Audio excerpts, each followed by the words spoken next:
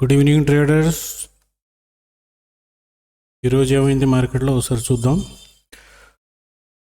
ఎన్ని ట్రేడ్స్ వచ్చినాయి, అసలు ఏంటి, ఏం జరిగింది అన్నది చూద్దాం. ఈరోజు మార్కెట్ చూసారా మీరు? చూస్తే బ్యాంక్ నిఫ్టీ అయితే దారుణంగా బయర్స్ని బుక్ చేసేసింది. ఆప్షన్ బయర్స్ ఎవరైతే ఉంటారో వాళ్ళందరూ బుక్ అనమాట. వెళ్ళక ఏ ట్రేడు తీయలేని పరిస్థితి అది. ఆ విధంగా చేసింది. సెల్లర్స్ అయితే మంచిగా సంపాదించారు. సో సెల్లర్స్కి ఏ ప్రాబ్లం లేదు. ఆప్షన్ సెల్లర్స్కి, ఆప్షన్ బయర్స్ మాత్రం ఇరుక్కుపోయారు. అంటే ట్రేడ్లు తీసుకొని లోపల ట్రేడ్ తీసుకుని కూర్చున్న వాళ్ళు అయితే ఇరుక్కుపోయారు, కానీ మిగతా వాళ్ళు ఎవరు లేరు. అదిగాక ర్యాండమ్ ట్రేడ్స్ చేసేవాళ్ళు ఉంటారు కదా, వాళ్ళు బాగా ఇరుక్కుపోయారు. మార్నింగ్ ఎవరైతే 53,800 లేదా 53,700 సిఈ తీసుకున్నారో దే ఆర్ బెటర్. వాళ్ళు అయితే మస్తు ఇప్పటిదాకా ఏదో రకంగా అది సిఈలో ప్రీమియం అయితే పెరుగుతూనే పోయింది. సో వాళ్ళు ఒకటి మాత్రం బాగానే ఉన్నారు. మిగతా వాళ్ళందరూ ఈ మధ్యలో ర్యాండమ్ ట్రేడ్స్లో పిఈ కొన్నవాళ్ళు, మధ్యలో సిఈ కొన్నవాళ్ళు, వీళ్ళందరూ అటు ఇటు కాకుండా ఇరుక్కుపోయారు అనమాట. ఎనీవేస్ చూద్దాం. ఈరోజు అసలు ఏం జరిగిందంటే చూడండి, నిఫ్టీ చూసారా? నిన్న నేను అనాలిసిస్ వీడియో చూసారు కదా మీరు. చూస్తే ఒకసారి వెళ్ళి చూడండి, ఇంకోసారి చూడండి. ఈ లో చెక్ చేయాలి, టెస్ట్ చేసి పైకి మళ్ళీ గ్రీన్ క్యాండిల్ వస్తుంది అని చెప్పి. యాక్చువల్లీ నేను చెప్పింది ఏంటంటే గ్రీన్ క్యాండిల్ ఫామ్ అవుతుంది, ఇది చెప్పా. ఫస్ట్ సెల్లింగ్ వస్తుంది, తర్వాత బయింగ్ వస్తుంది అని చెప్పా. కానీ నిఫ్టీ, బ్యాంక్ నిఫ్టీ రెండిట్లోనూ మార్నింగ్ నుంచే బయింగ్ వచ్చింది. ఎందుకంటే గ్యాప్ డౌన్ ఓపెన్ అయింది. అదే ఫ్లాట్ ఓపెన్ అయ్యి ఉంటే ఆ గ్యాప్ డౌన్ ఎక్కడైతే అయిందో అక్కడ దాకా సెల్లింగ్ వచ్చేది ఫస్ట్, ఆ తర్వాత బయింగ్ వచ్చేది. కాకపోతే గ్యాప్ డౌన్ ముందే, మార్కెట్ ముందే దాన్ని టైం చేసేసింది. సో అది గ్యాప్ డౌన్ ఓపెన్ అవ్వడం, అక్కడి నుంచి మళ్ళీ బయింగ్ రావడం స్టార్ట్ అయిపోయింది. సో నిన్న ఏదైతే అనుకున్నామో అదే జరిగింది నిఫ్టీలో కూడా, ఈవెన్ బ్యాంక్ నిఫ్టీలో కూడా. కాకపోతే ఏంటంటే నిఫ్టీలో అయితే మంచి బయింగ్ వచ్చింది కంపారిటివ్లీ బ్యాంక్ నిఫ్టీ కదా. బ్యాంక్ నిఫ్టీలో చూడండి, బ్యాంక్ నిఫ్టీలో బాగా గ్యాప్ డౌను. ఈ మ్యాక్సిమం ఈ లోని అది టెస్ట్ చేసినట్టే. 53,741లో దీని వచ్చి 792, 50 పాయింట్స్ మిగిలింది. చెప్పలేం, వస్తే మళ్ళీ టెస్టింగ్ కోసం రావచ్చు కూడా, దాంట్లో ఏం లేదు. కాకపోతే ఏంటంటే ఈ ఏరియా ఉంది చూసారు, ఇది ఓవర్ హెడ్ సప్లై ఏరియా. ఈ నెక్స్ట్ అంటే రేపు బ్యాంక్ నిఫ్టీలో ఇక్కడ ఒక గ్రీన్ క్యాండిల్ ఫామ్ అవ్వాలి. మంచి green candle, gap up open అయ్యి గ్రీన్ క్యాండిల్ ఫామ్ అయ్యేది ఇంకా మంచిది. కాకపోతే ఏంటంటే ఫ్లాట్గా ఓపెన్ అయ్యే ఛాన్సెస్ లేదా కొంచెం గ్యాప్ డౌన్ అయ్యే ఛాన్సెస్ ఎక్కువ ఉన్నాయి. నిఫ్టీ ఆల్రెడీ ఆల్ టైమ్ హైలో, ఈరోజు కూడా ఆల్ టైమ్ హై. తర్వాత రేపు కొంచెం గ్యాప్ డౌన్ ఓపెన్ అయినా కానీ మంచి గ్రీన్ క్యాండిలే ఫామ్ చేస్తుంది రేపు కూడా. సో మనం దానికోసం రెడీగా ఉండాలి. ఈ సైడే మ్యాక్సిమం ప్లాన్ చేయండి రేపు కూడా. ఈ సైడ్ చాలా తక్కువ. కాకపోతే ఏంటంటే ఇక్కడ ఇంకోటి జరగచ్చు, ట్రాపింగ్ ఉంటుంది. ట్రాపింగ్లో ఏమవుతుందంటే ఒకసారి సి సైడ్ వెళ్ళి ఇక్కడ దాకా వెళ్ళిన క్యాండిల్ ఒక్కసారిగా సెల్లింగ్ చూపించేసి కింద దాకా తీసుకొచ్చి క్లోజ్ చేసే అవకాశాలు కూడా ఉన్నాయి. సో ఎప్పుడైనా కానీ మనం నాన్ చార్టెడ్ ఏరియా, ఇదంతా నాన్ చార్టెడ్ ఏరియా అండి. ఇప్పుడు అంటే రేపు చార్ట్ అయితేనే దీంట్లో ఒక క్యాండిల్ వస్తుంది, లేకపోతే నాన్ చార్టెడ్ ఏరియాలో ఎప్పుడైనా ట్రేడ్ చేసేటప్పుడు మనం స్టాప్ లాస్ని రెడీగా పెట్టుకోవాలి. ఈవెన్ బ్యాంక్ నిఫ్టీ కూడా అంతే, నిఫ్టీ కూడా అంతే, రెండు అలాగే ఉన్నాయి చూడండి. బ్యాంక్ నిఫ్టీ కొంచెం గ్యాప్ డౌన్ కొంచెం ఎక్కువ అయింది, అయినా కానీ అది బాగా బయింగే వచ్చింది ఒక రకంగా చెప్పాలంటే. నిఫ్టీ అంత గ్యాప్ డౌన్ లేదు, బట్ దీంట్లో బయింగ్ అయితే బాగా వచ్చింది.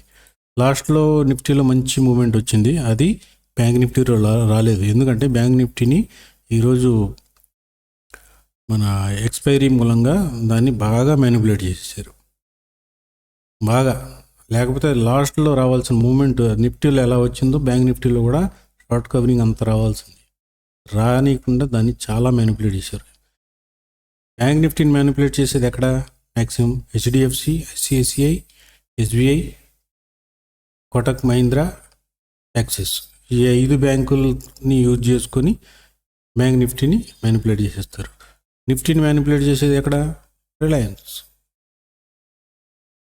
లేకపోతే బజాజ్ ఫిన్సర్వ్, బజాజ్ ఫైనాన్స్, ఇలాంటి ఏదో ఉంటాయి కదా, విప్రోలు, ఐటీ సెక్టర్, వాటిని ఎంచుకుంటారు, వాటితో మ్యానిపులేట్ చేస్తారు. సో బ్యాంక్ నిఫ్టీలో ఎప్పుడైతే నిఫ్టీలో నిన్నటి క్లోజింగ్ కన్నా పైన క్లోజింగ్ ఇచ్చిందో, బ్యాంక్ నిఫ్టీలో కూడా ఇలాగే రావాల్సింది, ఇక్కడ దాకా రావాల్సిన క్యాండిల్ అది. కాకపోతే ఎక్స్పైరీ మూలంగా దీన్ని మ్యానిపులేట్ చేయడం జరిగిపోయింది. సరే, ఎనీవేస్ ప్రాబ్లం ఏం లేదు, రేపు మంచి మూవ్ వస్తుంది. సో రేపు కూడా ఈ బులిష్నెస్ కంటిన్యూ అవుతుందండి. సో రేపు మ్యాక్సిమం ఈ సైడ్ ఉండడానికి ట్రై చేయండి. ఎక్కడ ఓపెన్ అవుతుందో చూసుకొని దాన్ని బట్టి ప్లాన్ చేసుకోండి. ఇంకోటి ఏంటంటే, మనకి మార్నింగ్ ఎప్పుడైతే ప్రీ ఓపెన్ అవుతుందో, ప్రీ ఓపెన్ అయిన వెంటనే మనం ఒక క్యాలిక్యులేషన్ చేసి బులిష్ అబో బేరిష్ బిలో లెవెల్స్ డ్రా చేస్తాం అనమాట. ఆ లెవెల్స్ డ్రా చేసుకుని పెట్టుకుంటే మనకేంటంటే ట్రేడ్లో ఎటు పక్కన ఉండాలన్నది క్లారిటీ ఉంటుంది. దాని చిన్న క్యాలిక్యులేషన్ ఉంది, అది తర్వాత డిస్కస్ చేద్దాం దాని గురించి. సరే, ఈరోజు మనకి ట్రేడ్స్ ఎక్కడ దొరికినాయి ఒకసారి చూసుకుందాం.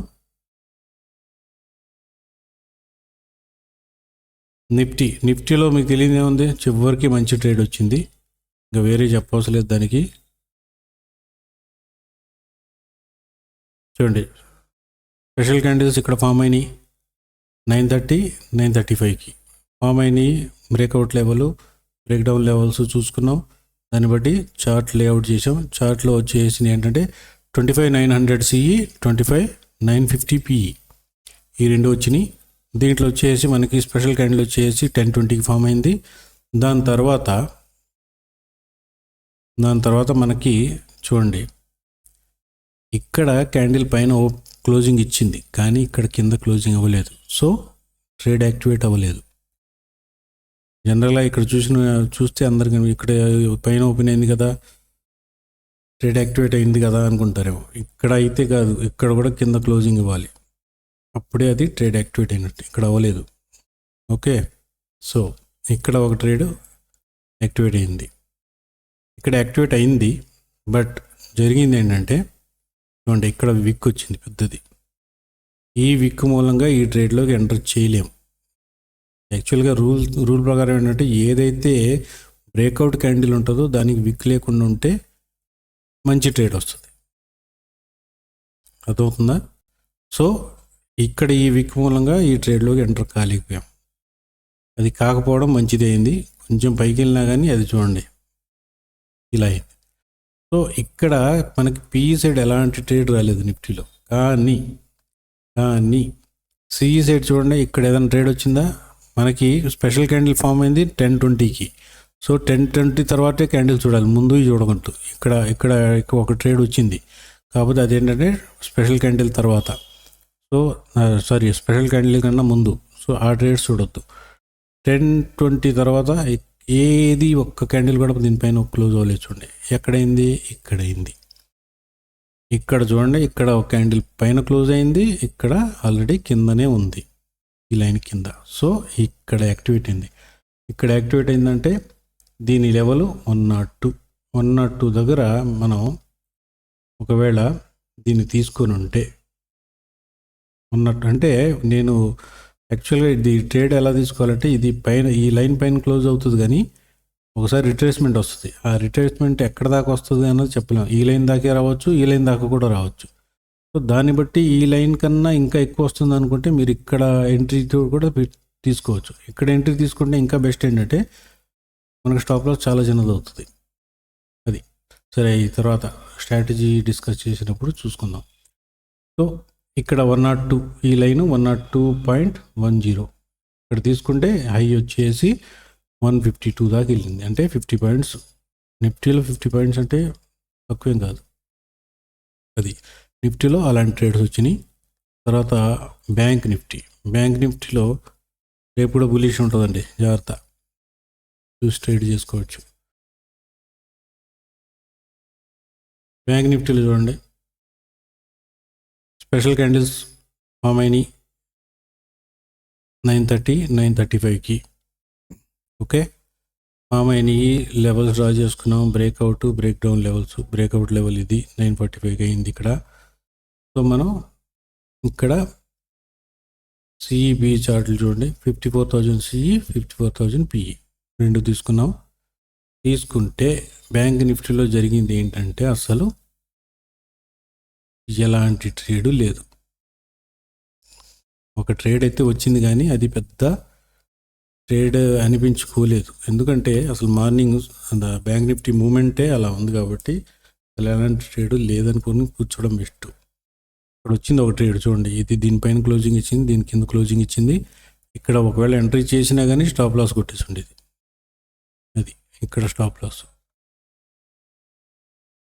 పోనీ ఇక్కడ ట్రేడ్ దొరికింది కదా, ఇది ఈ ఒక 50 పాయింట్లు వచ్చి ఉంటాయి కదా అనుకుంటారు. ఇలా అసలు బ్యాంక్ నిఫ్టీ స్పాట్ మూమెంట్ చూస్తేనే ఈరోజు అసలు బ్యాంక్ నిఫ్టీలో ట్రేడ్ చేయకూడదు అనిపించింది స్టార్టింగే. సో ఒక్కోసారి బ్యాంక్ నిఫ్టీ అని కాదు, ఏదైనా కానీ ఇండెక్స్ ఎలా మూవ్ అవుతుందో చూసి దాన్ని బట్టి కూడా ట్రేడ్ చేయాలా చేయకూడదు అన్నది కూడా డిసైడ్ అయిపోవచ్చు.